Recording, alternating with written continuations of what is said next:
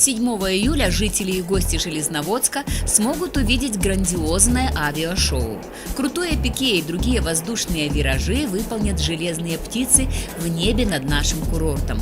Авиашоу пройдет в рамках патриотической акции «Военная служба по контракту. Твой выбор», организованная Министерством обороны Российской Федерации при поддержке администрации Железноводска.